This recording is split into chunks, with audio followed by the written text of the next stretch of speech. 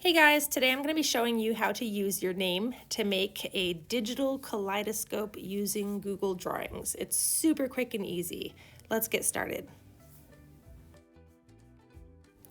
When you open up Google Drawings, you should see this triangle already made for you. And you're going to be using the scribble tool to write your name. It can be your first name or your last name. It can be a nickname. It's totally up to you. I would say though at least 3 or 4 letters long so that it has the best effect. I'm just using the scribble tool to draw my letters out. It can be a little sloppy, that's okay. I just want to make sure that I'm filling the space of the triangle. Once that's done, I'm zooming in and I went up and I selected the curve tool. And with the curve tool, I'm following the shape of the letters that I drew. Every time I want it to curve around the letter, I just click and I'm tracing that letter as best as I can. I'm going around every little curve.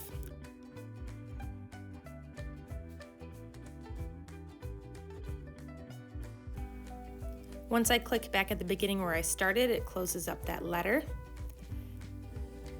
And then I deleted my original G.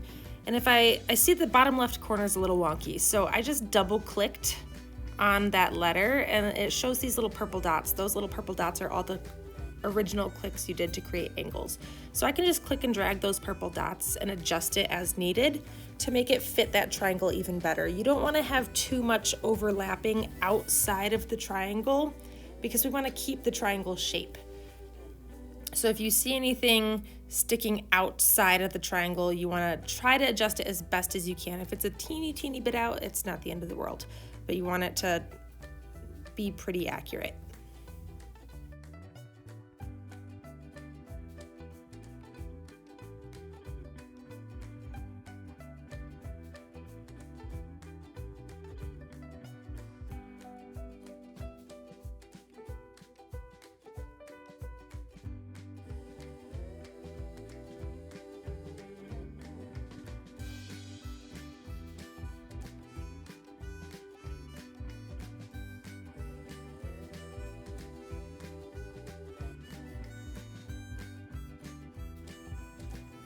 Okay, so if you didn't do it as you were going, you do want to make sure that you delete those original scribble letters that you did, like you see me doing at the C right there. Then I just went in and made my lines a little bit thicker by using the line weight tool, and I'm using that little fill bucket to choose what colors I want it to be. You can color it however you want. Once you're done coloring, we just want to clean up the edges a little bit. I've got some letters hanging out of the triangle a little. So I'm just copying the original triangle and pasting a new one right on top. I just adjusted the fill so it's transparent. And I'm just overlaying it on top of what I already have just to kind of hide those couple spots where the letter goes outside of the triangle. You could make the line weight a little bit thicker if you want. I personally chose to keep it thinner, but I made it just a little bit bigger than the original triangle to hide those edges.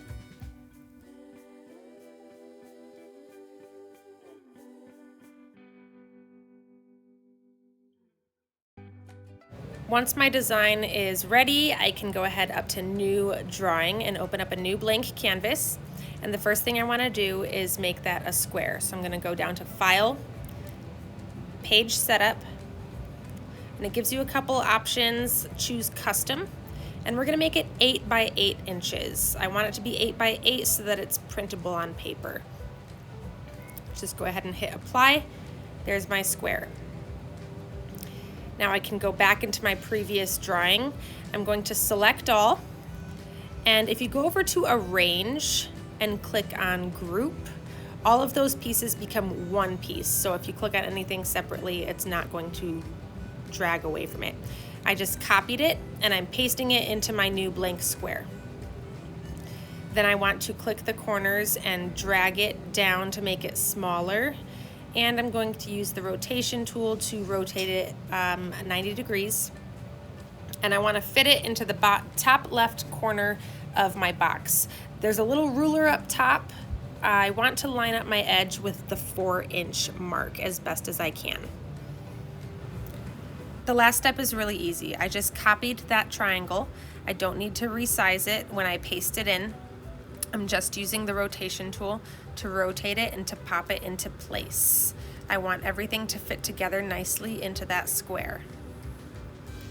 Once that one's in place, I just paste again, and I'll add 2 more triangles to make a rectangle.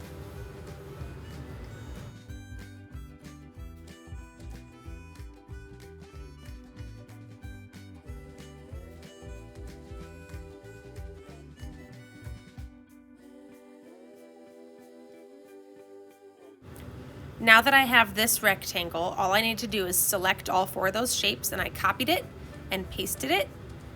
I'm just rotating it upside down and popping it into the bottom half of that square, making sure it's all lined up nicely. And that's it. My kaleidoscope is complete. Download your picture and go ahead and upload it to the assignment. I can't wait to see yours.